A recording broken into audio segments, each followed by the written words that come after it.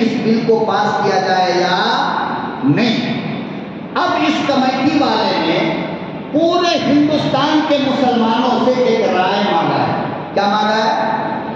بول دو بھائی، بول دو، بہت کام کی بات کہہ رہا ہوں۔ ایک رائے مانگی ہے۔ کیا رائے مانگی ہے؟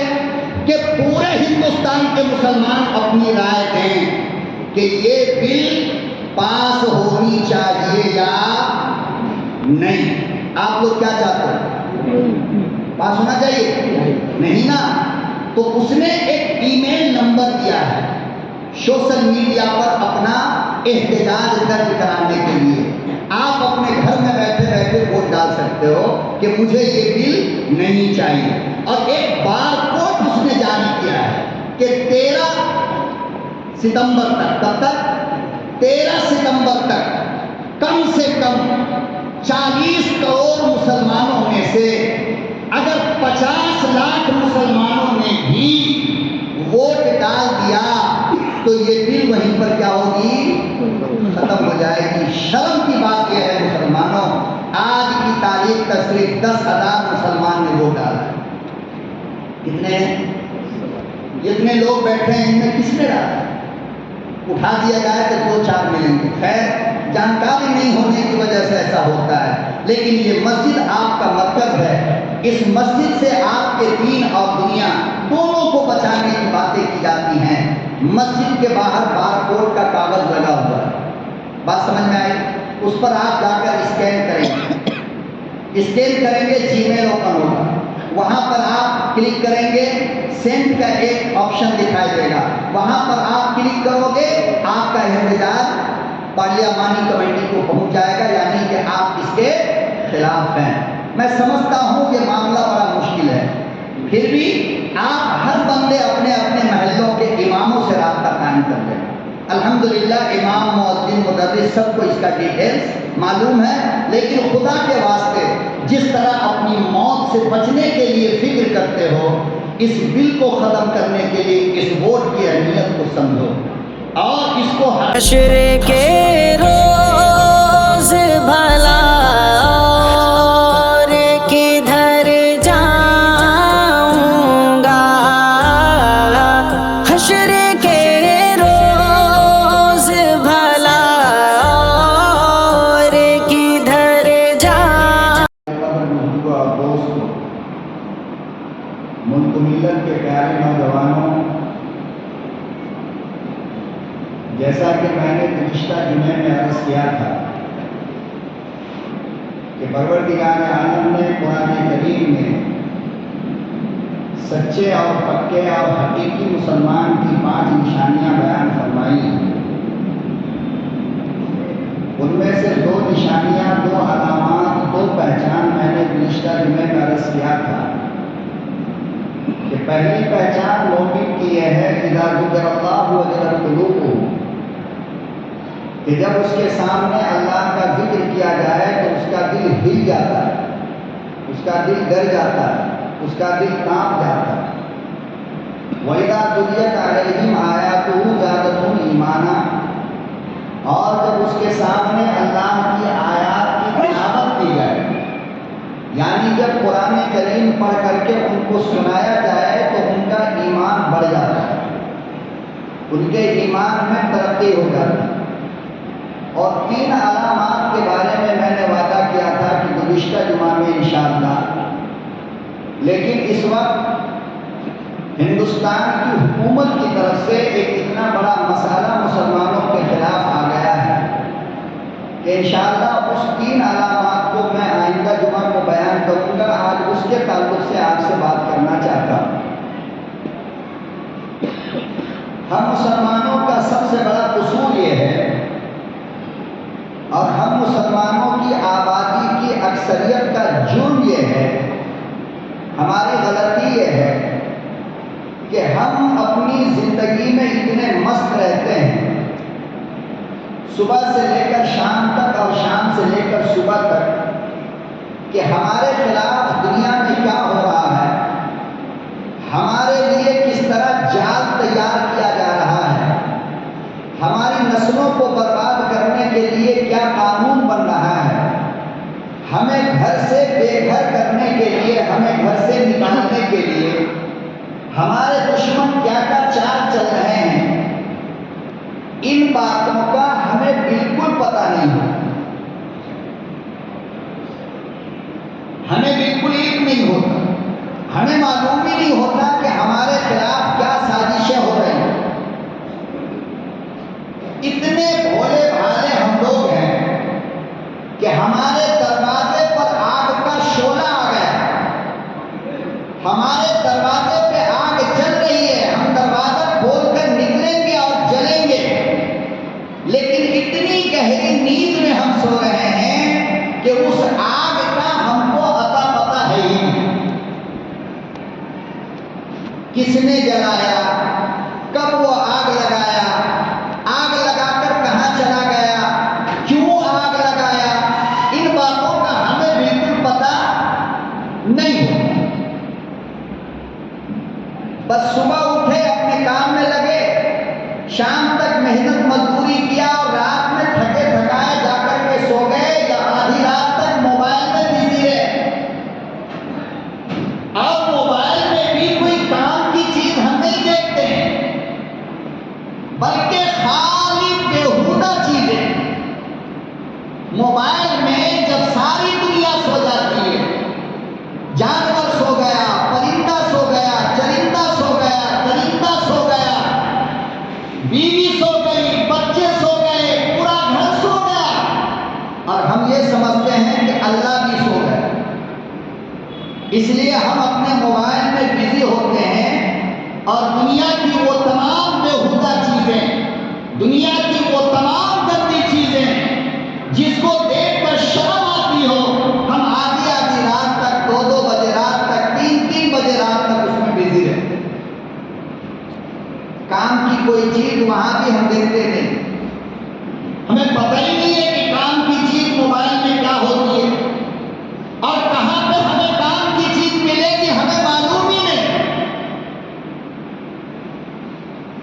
بس گندی تصویریں کہاں ملے گی وہ معلوم، گندی ویڈیو کہاں ملے گی وہ معلوم، فلم کا لنک کہاں پہ ملے گا وہ معلوم، ناچ گانا اور گندے ریلز کہاں پر ملیں گے ہمیں وہ معلوم۔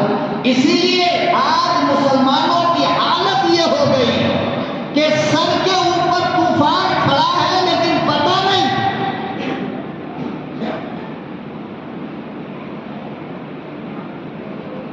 اور یہ دعوے کے ساتھ کہتا ہوں کہ پوری دنیا میں موبائل نے اگر سب سے زیادہ نقصان کسی قوم کو پہنچایا ہے تو وہ مسلمان قوم ہے۔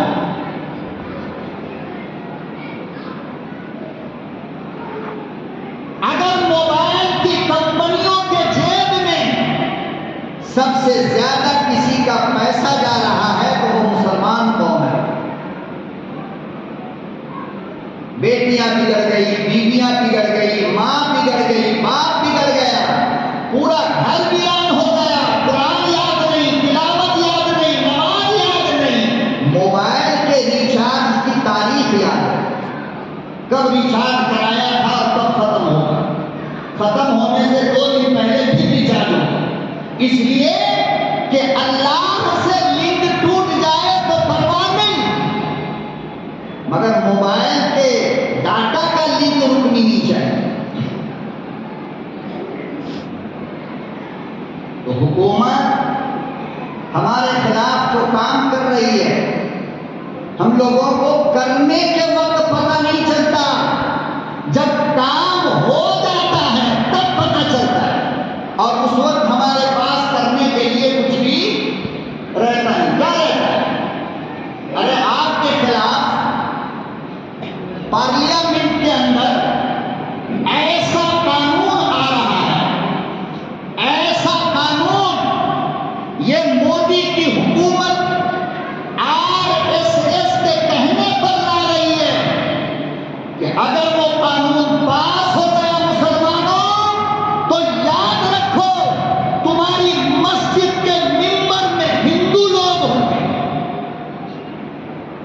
غیر لوگ ہوں گے، تمہارے خانقاہ کی کمیٹی میں غیر مسلم آئیں گے، تمہارے درگاہوں کی کمیٹی میں غیر مسلم آئیں گے، تمہارے तुम्हारे कब्रिस्तान की कमेटी में गैर मुस्लिम लोग होंगे।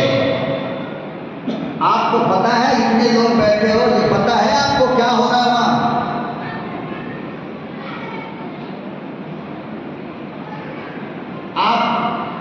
आपको पता चलेगा कब? जब मस्जिद की कमेटी में 4 मुसलमानों के साथ 2 हिंदुओं का नाम होगा। अरे इनका नाम आ गया, अरे बाबा इनका नाम एकदम से थोड़ी आया है। इसके लिए पहले हुकूमत आपकी कानून लाई है, फिर कानून में ये बात पास हुआ है। अब तुम कहोगे नहीं नहीं हम नहीं मानते, हम सड़कों पे जाएंगे, एहतजाज करेंगे, जलसा करेंगे, जुलूस निकालेंगे, मामला कोर्ट में जाएगा। और जब कोर्ट में तुम पिटीशन दाखिल करोगे तो सुप्रीम कोर्ट से लेकर लोअर कोर्ट तक यही कहेगा नहीं, कानून के अंदर सावधान है कि गैर लोग मस्जिद के मिंबर बन सकते हैं। अब आप केस जीतोगे या हारोगे? आप हटा सकते हो? आप हटा पाओगे? आपके कब्रिस्तान की कमेटी में 2 लोग उनके होंगे, आप कहोगे नहीं भाई मैं नहीं मानता, मामला कोर्ट में जाएगा। कोर्ट में सबूत की बुनियाद पर, दलाइल की बुनियाद पर बहस होती है, वहां दलील दी जाएगी। देखिए 2024 में पार्लियामेंट के अंदर ये कानून बना है और उस कानून के तहत हम कमेटी में आए, सुप्रीम कोर्ट अदालत में फैसला उनके हक में सुनाएगी। आप इनको कमेटी से निकाल पाओगे?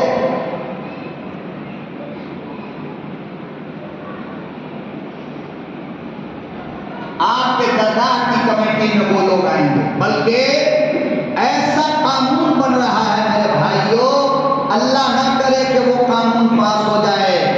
अगर ये कानून पास हो गया तो chief of Dargah, chief of मस्जिद, चीफ ऑफ कब्रिस्तान, चीफ ऑफ इमाम बाड़ा, चीफ ऑफ दरगाह, इनका प्रेसिडेंट भी उनका आदमी बन सकता है। अब आप बताओ जब मस्जिद का प्रेसिडेंट वो बने तो फिर अपनी मर्जी चलाएगा या नहीं? वो कुछ दिन के बाद कहेगा कि अब सुबह में अजान नहीं होगी, 4 टाइम की नमाज होगी। आप क्या करोगे? भाई सदर साहब बोल रहे हैं माइक से अजान नहीं होगी, माइक हटाओ, सदर का ऑर्डर है, आप क्या करोगे? आप जरा सोचो कि ये लोग जब मस्जिद की कमेटी में आ जाएंगे तो क्या वो मस्जिद का भला सोचेंगे? जो हमारी मस्जिद को गिराने में टाइम नहीं लगाते, जो हमें मस्जिद में घुसकर मारने की बातें करता है। अभी 3 दिन पहले महाराष्ट्र का एक कुत्ता भरी सभा के अंदर चिल्ला चिल्ला कर कह रहा था कि मस्जिद में मुसलमानों अगर तुम होश में नहीं आए तो मस्जिद में घुस करके मारेंगे। मैंने कहा कि बेंगलोर की किसी मस्जिद में बैठे आके बता दो, पता चल जाएगा। आओगे अपनी मर्जी से मगर जाओगे हमारी मर्जी से।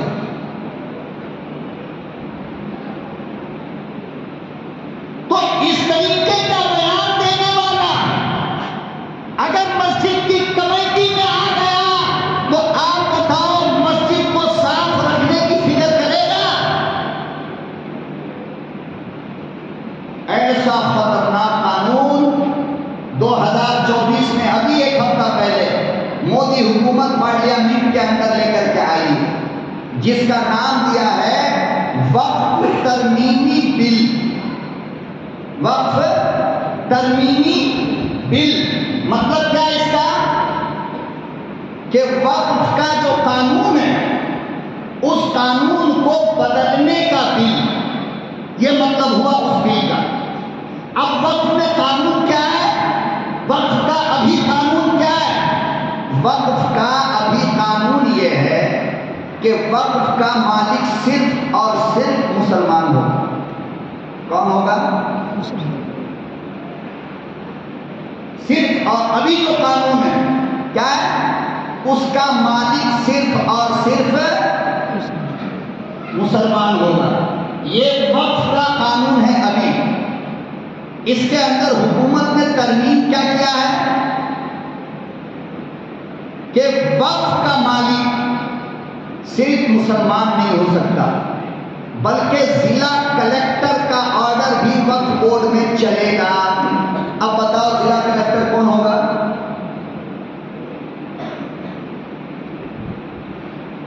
نمبر 1۔ نمبر 2، وقف کرنے والا سب سے پہلے تو آپ یہ سمجھ لو، پھر میں آپ کو لاسٹ میں یہ سمجھاؤں گا کہ یہ کتنا خطرناک قانون ہے۔ پہلے آپ یہ سمجھو کہ وقف کہتے کسے ہیں؟ وقف کہتے کسے ہیں؟ اکثر لوگوں کو تو یہی نہیں پتا، اور ہماری بدنصیبی یہ ہے کہ جمعے جیسے دن میں بھی لوگ جب پوری تقریر ختم ہو جاتی ہے تب آتے ہیں۔ اب سمجھائے تو کس کو سمجھائے، بولے تو کس کو بولے؟ بعد والے یہی کہیں گے صاحب ہم نے تو سنا نہیں، ہمیں پتہ ہی نہیں۔ یہ بدنصیبی نہیں ہے کہ ہم جمعے کا ایک دن کام کی باتیں ہوتی ہے، یہاں کوئی ڈانس ہو رہا ہے، فلمی ڈائلاگ مارے جا رہے ہیں، باپ کی کہانی سنائی جا رہی ہے، یا تمہاری زندگی اور تمہاری اولاد کو بچانے کی باتیں ہو رہی ہیں، پھر بھی ظالموں تمہارے پاس 2 گھنٹہ نہیں، ہفتے میں ایک دن اللہ کو دینے کے لیے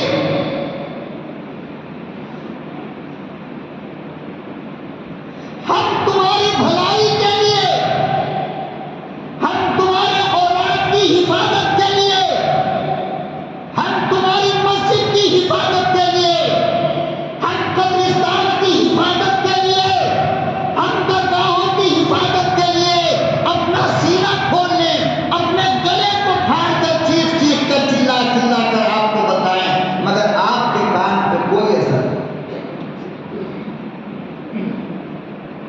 یہ افسوس کی بات نہیں؟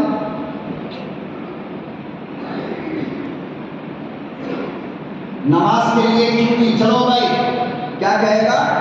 مولانا وقت نہیں ملتا، کیا کہے گا؟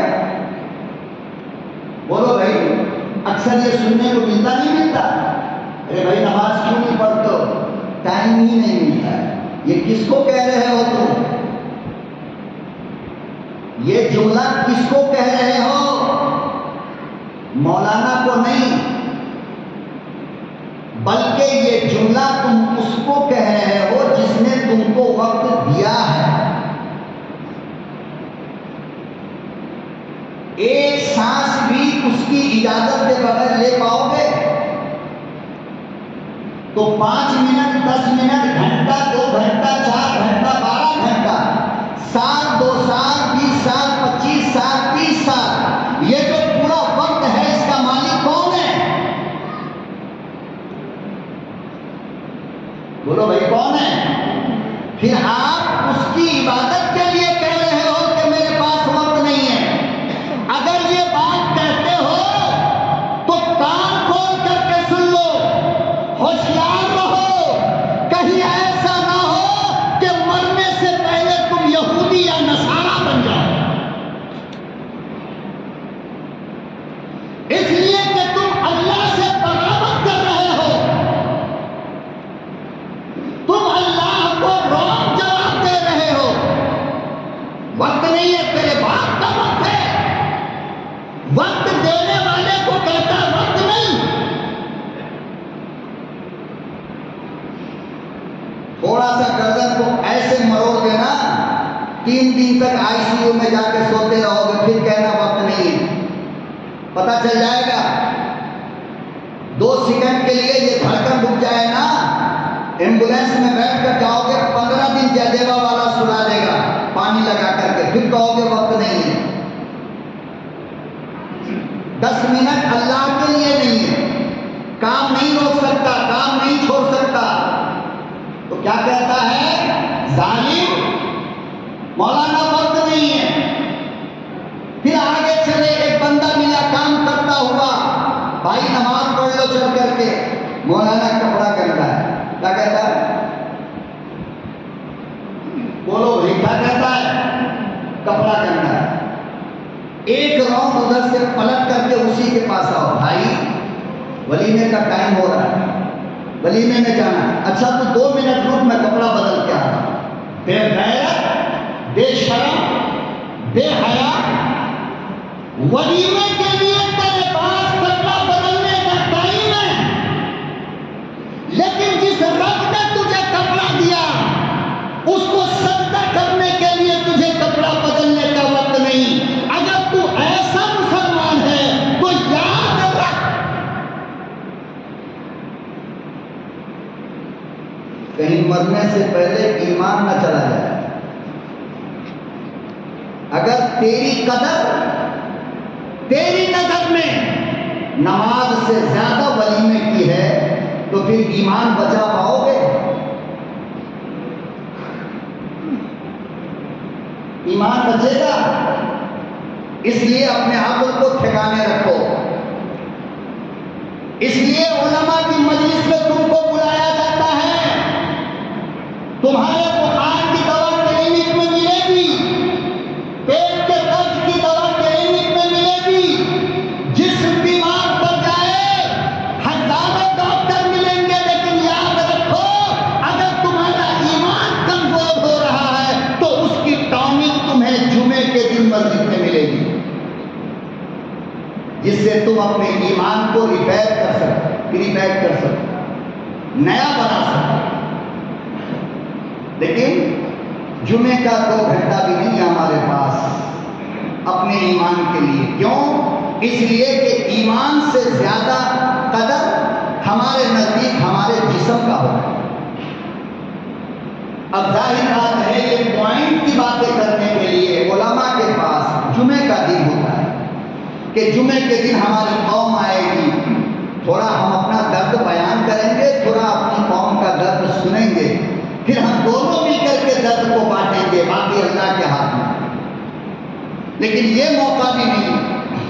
فلم کے لیے 3 گھنٹہ پورا ہے، آدھا گھنٹہ لائن میں رکھ کے ٹکٹ دیا وہ ایکسٹرا ہے، یہ 3 گھنٹہ تو اندر کا ہے۔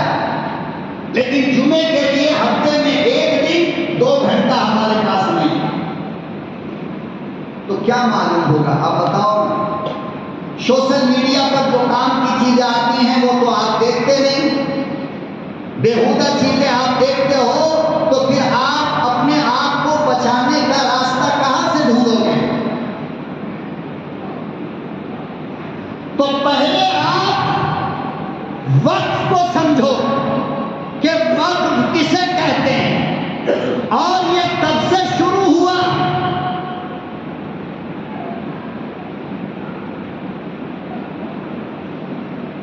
اللہ کے نام پر، اللہ کے نام پر جو اللہ کو ڈائریکٹ دیا جائے اس کو وقت کہتے ہیں۔ کیا کہتے ہیں؟ اللہ کے نام پر جو اللہ کے بندے کو دیا جائے اس کو صدقہ کہتے ہیں۔ فرق سمجھ رہے ہو؟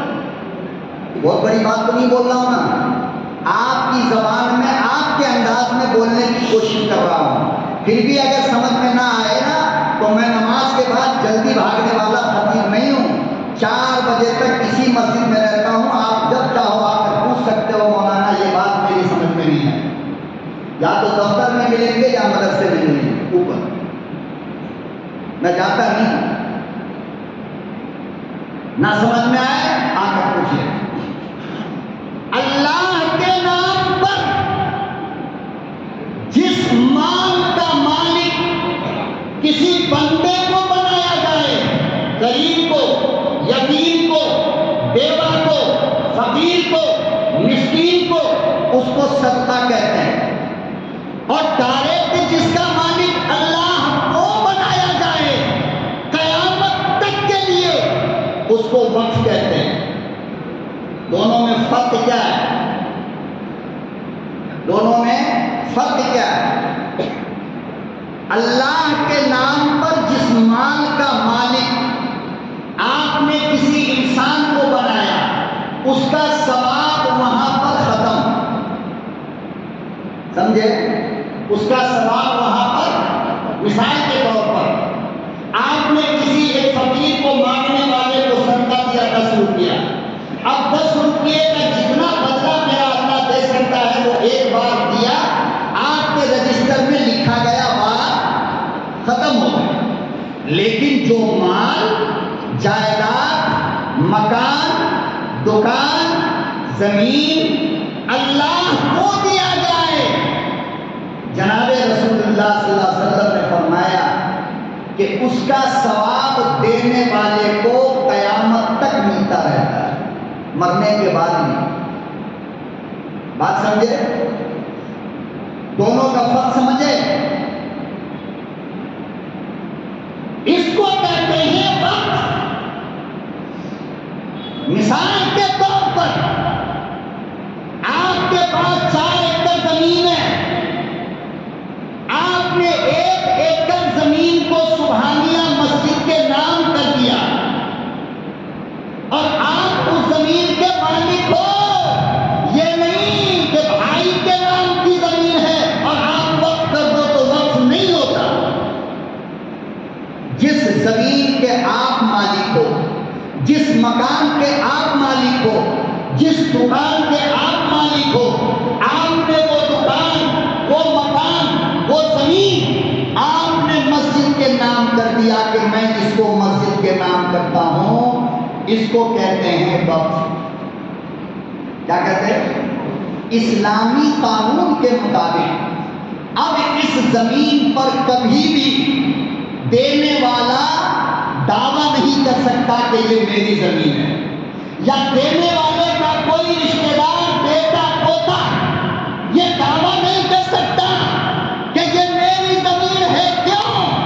ایک بار جو اللہ کے لیے وقف ہو گیا وہ قیامت تک کے لیے اللہ کا ہو گیا، اب اس پر تمہارا دعویٰ چلنے والا نہیں۔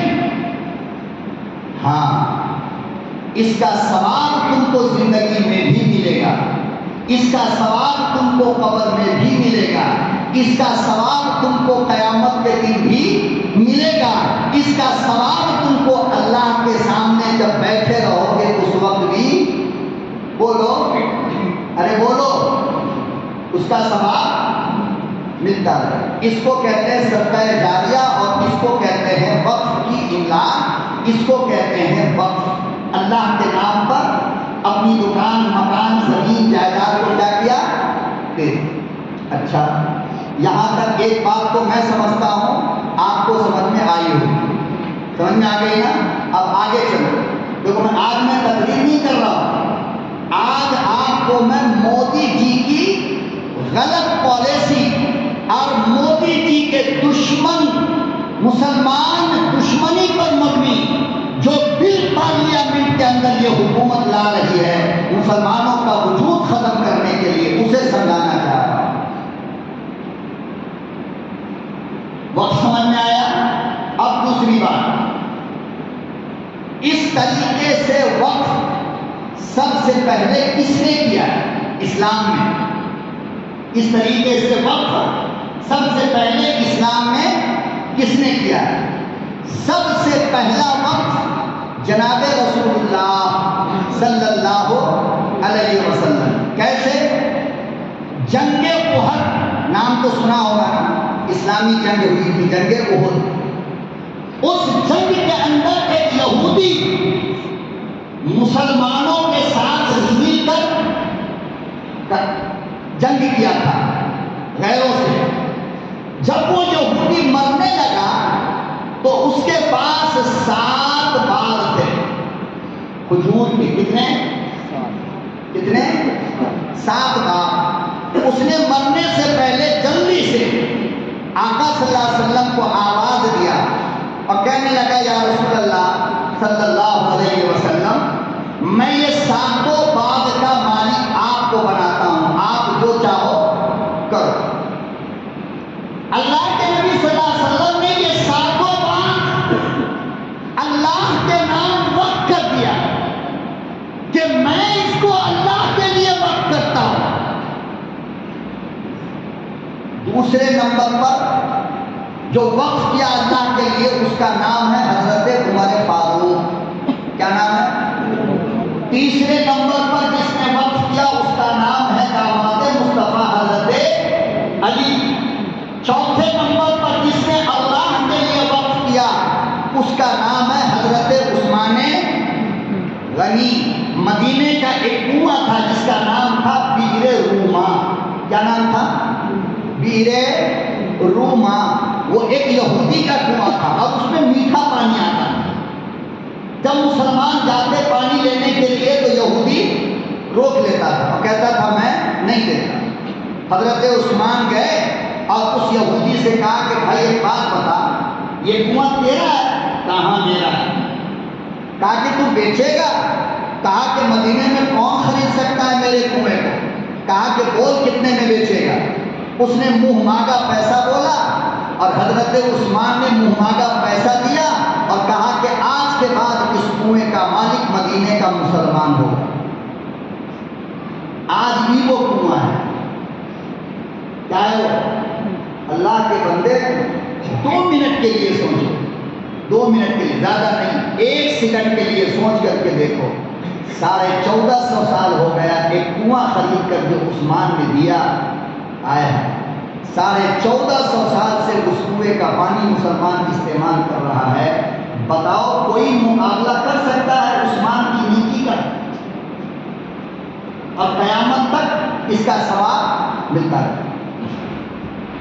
5ویں نمبر پہ جو وقف کیا ہے وہ حضرت ابو بکر صدیق ہیں۔ اس کے بعد ایک آیت نازل ہوئی قرآن کریم کی، لن تنالوا البر حتی تنفقوا مما تحبون۔ اے مسلمانوں، تم کامیابی کی منزل تک اس وقت تک نہیں پہنچ پاؤ گے جب تک کہ اللہ کے راستے میں اس مال کو صدقہ خیرات نہ کرو، اس مال کو اللہ کے حوالے نہ کرو جو تم کو سب سے زیادہ پسند ہے۔ جو آپ کو سب سے زیادہ پسند ہے اس مال کا صدقہ کرو گے تو کیا ہوگا؟ تم نیکیوں کی بلندی تک پہنچ پاؤ گے۔ ہمارا نظریہ کیا ہے؟ جو رات میں کھانا بچ گیا وہ صبح فقیر کو دے دو۔ قرآن کیا کہتا ہے؟ قرآن کیا کہہ رہا ہے؟ نہیں، تازہ دینا ہے، جس کو تم اپنے لیے پسند کرتے ہو وہ صدقہ کرو گے تو کہاں جاؤ گے؟ بھلائی تک پہنچ سکتے ہو۔ جب کپڑا پرانا ہو جائے گا تو ماں کہے گی بیٹا تجھے ٹائٹ ہو رہا ہے، نہیں، فلانے یتیم بچے محلے میں رہتے اس کو دے دو۔ تیری غیرت پہ جوتے مارنے کو دل کرتا ہے۔ جو تیرے قابل نہیں وہ اللہ کے غریب کے قابل ہے، جو تیرے کھانے کے لائق نہیں وہ غریب کے لائق ہے۔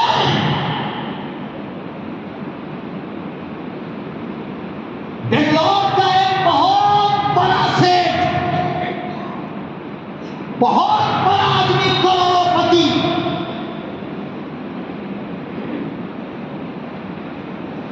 جب بھی ملتا تو ہاتھ چومتا تھا، پیشانی کو بوسہ دیتا۔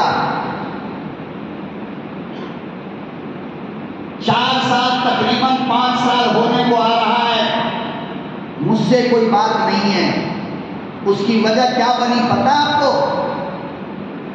صرف ایک بات، بس صرف ایک بات، بڑے ہوٹل کے اندر کھانے کے لیے لے کر کے گیا بندہ، آؤ مولانا فلانے ہوٹل میں ہماری فیملی نہیں ہے، آپ کی فیملی میں نہیں ہے، وہاں جا کر کے کھانا کھائیں گے۔ نہ میں اس کا نام بتاؤں گا آپ کو، نہ ہوٹل بتاؤں گا، ورنہ غیبت ہو جائے گا۔ کیا ہوگا؟ اور غیبت حرام ہے۔ ہوٹل میں لے کر کے گیا اور پتہ نہیں کیا کیا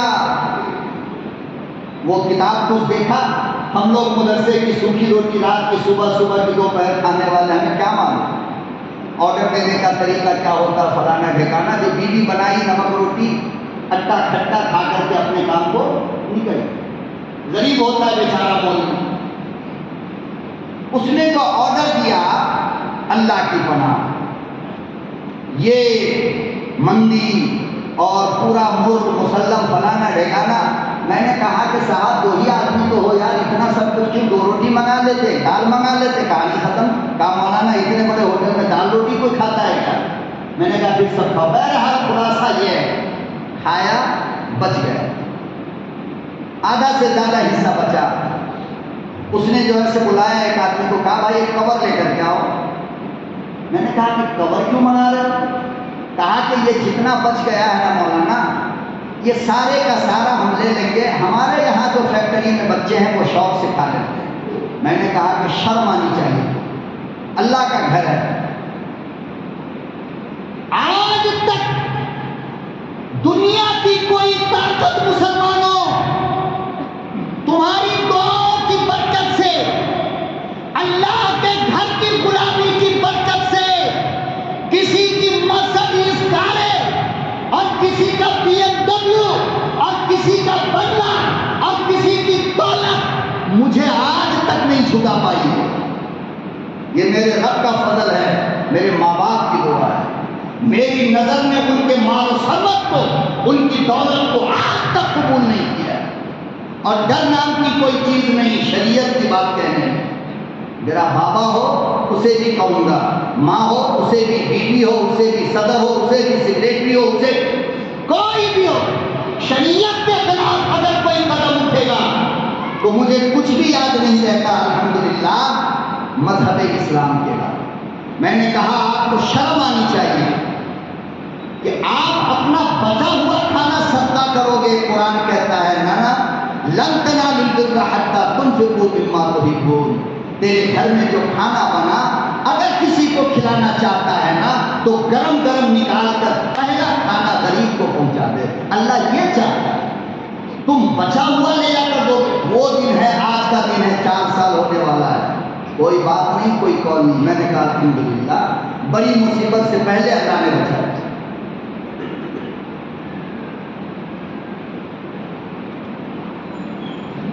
جب یہ آیت نازل ہوئی تو حضرت طلحہ آ گئے اور کہنے لگے یا رسول اللہ, اللہ کو میری سب سے پسندیدہ چیز چاہیے. کہا تو حضرت طلحہ نے کہا کہ سب سے پسندیدہ میرا کھجور کا باغ ہے, میں اللہ کے لیے وقف کرتا ہوں.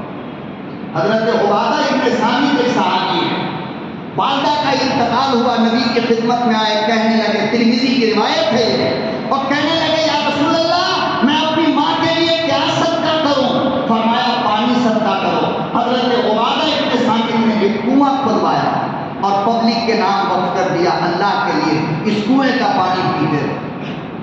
تو وقف اس مال کو کہتے ہیں جو ڈائریکٹ اللہ کو دے دیا جائے. صحابہ کے بعد تابعین, تبع تابعین, پھر اس ملک ہندوستان کے اندر 1000 سال تک مسلمانوں نے حکومت کیا, مسجدیں بنوائی, خانقاہ بنوائے, مزارات بنوائے اور بہت ساری نہ جانے کیا کیا چیزیں بنوائی.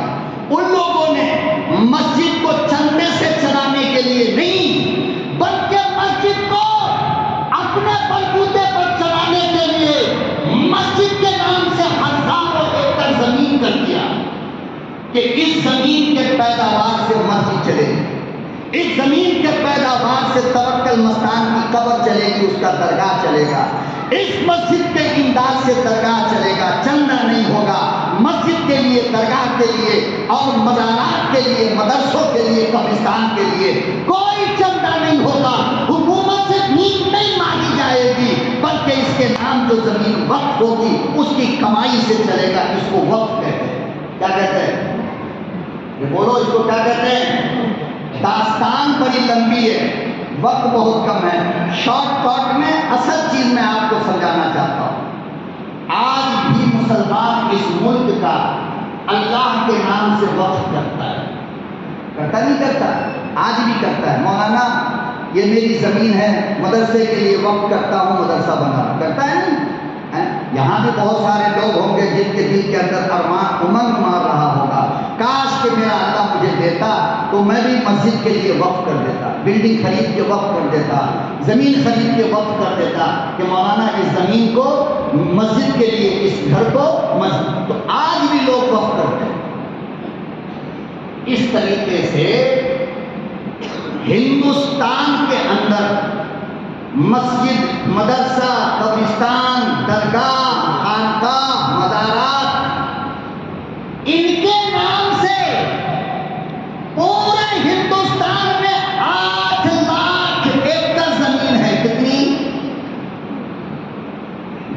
کتنی؟ ارے بول تو یاد رہے گا، 8 لاکھ ایکڑ زمین آج ہندوستان کے اندر مسجد، مدرسہ، قبرستان، خانقاہ اور درگاہوں کے نام سے ہے۔ ایک بات اور سن لو پوائنٹ کی، اس ملک میں سب سے زیادہ زمین ریلوے کے پاس ہے۔ کس کے پاس؟ بولو۔ نمبر 2 اس ملک کی فوج کے پاس، اور نمبر 3 مسلمانوں کے وقف کے پاس سب سے زیادہ زمین ہے۔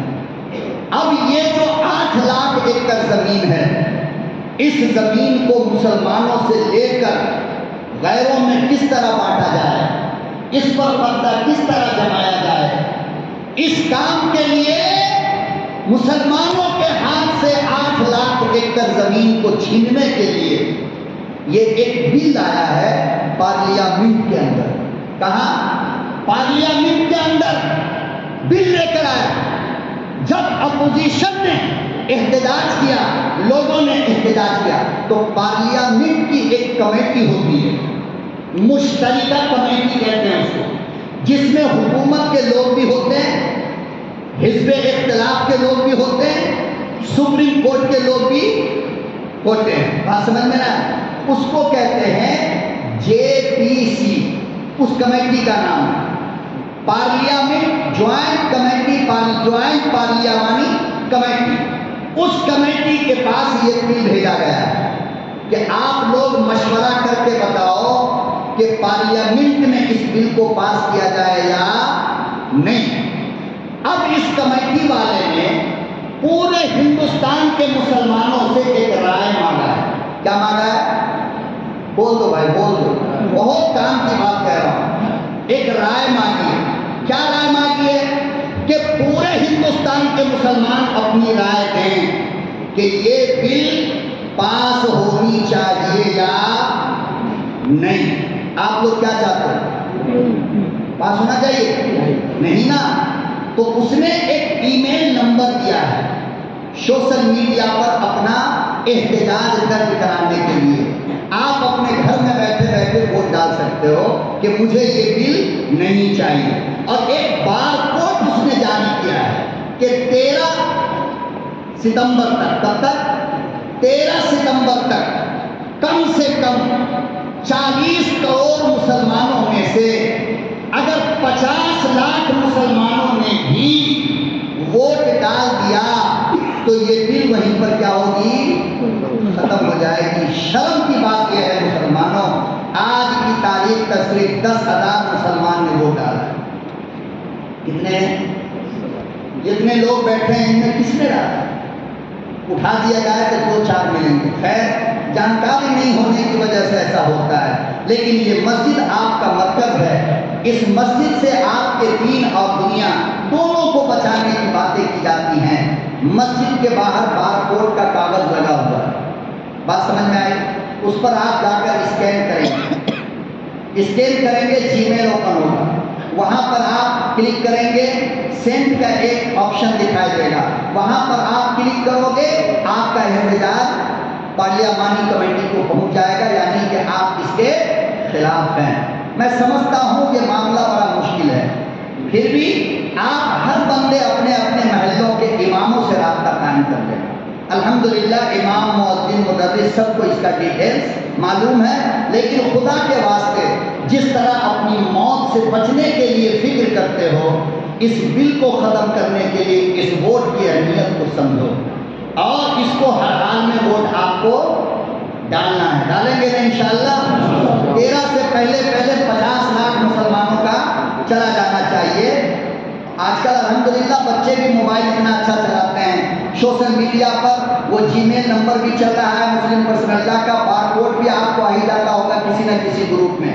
تو فکر کے ساتھ اپنا احتجاج درج کریں، اپنے احتجاج کے ذریعے اس بل کو ختم کریں۔ اللہ تعالیٰ